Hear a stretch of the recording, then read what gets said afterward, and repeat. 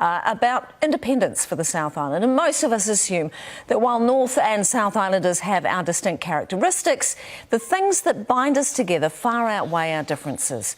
But there are some South Islanders who really don't feel the love. For 170 years, the South independence movement has been brewing very slowly. But those behind it are confident it'll one day become a reality.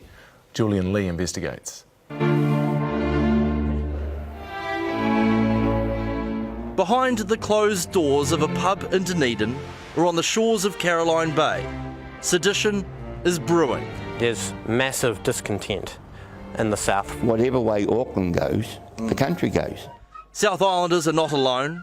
In Scotland, Catalonia, the global secessionist movement is rising. People want to look after themselves and they don't want to be dictated to by governments that are really far away how they should be doing things in their own backyard. The presence of global finance is felt even in a town like Glenavy or Timaru.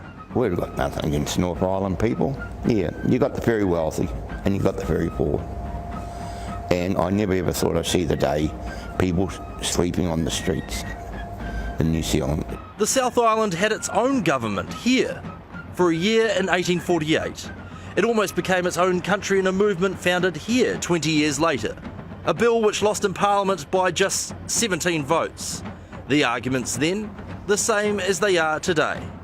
You've got all the taxes that are raised in the South Island, you've got all the GDP of the South Island, and that goes into the collective coffers and we don't get anywhere near back what we put in. The South Island as an independent country would, with just over 1 million people, have one of the smallest populations in the world. Not much more than Fiji's. But it would also have the 75th biggest economy in the world, with its own currency, flag, army and passport. Tony Ballantyne, Pro-Vice-Chancellor of Humanities at Otago Uni, is aware of the South Island culture. But as far as independence goes, he is much more sceptical. I think what you would need is some sort of systematic, long-standing economic or political marginalisation of the South Island. I know that some people feel that now, but I think those people are relatively few in number. The South Islanders certainly feel like a different breed. The idea of the Southern man, you know, a little bit more direct, a little bit less complicated, a little less fancy. Just straight up and down, black and white. In 1999, the South Island Party ran for national office, led by Dunedin South locals Pat and Margaret McCarrigan. Well, I thought the Labour Party betrayed us. But they're not a working class party. They become too intellectual. The party got about 3,000 votes nationwide. Margaret herself got almost 1,000 votes in Dunedin South. We had a good hard core of people, you know, but we weren't professional politicians. Now the movement has been resurrected. The South Island Independence Movement has well over 1,000 followers on Facebook. This is Solomon Torkilson, the founder. It will happen. We're not going away this time.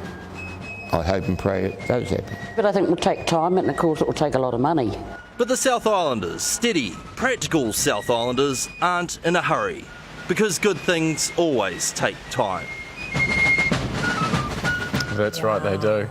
Gosh, the North Island's going to be goose without the South. What about power prices in the North? Oh, could you imagine the power prices? We need the South for the power. No cherries at Christmas? No.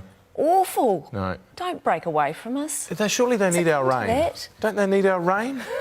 They don't need our rain. We've got traffic and rain we can offer you. Surely. They haven't got much that they haven't got themselves, though. No.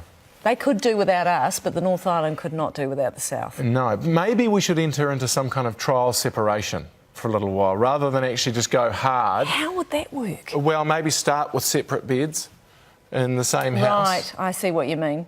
You know. I think maybe separate bedrooms. I don't think you can have separate beds in the same bedroom. Well, I guess what happens if you want another lover? Then, you know, you've got to take it elsewhere, obviously. Well, yeah. That's all levels of awkward, isn't it? What about the kids? Week on, week off. I think it's the only way to do it, isn't it? Oh, why can't we just stay together?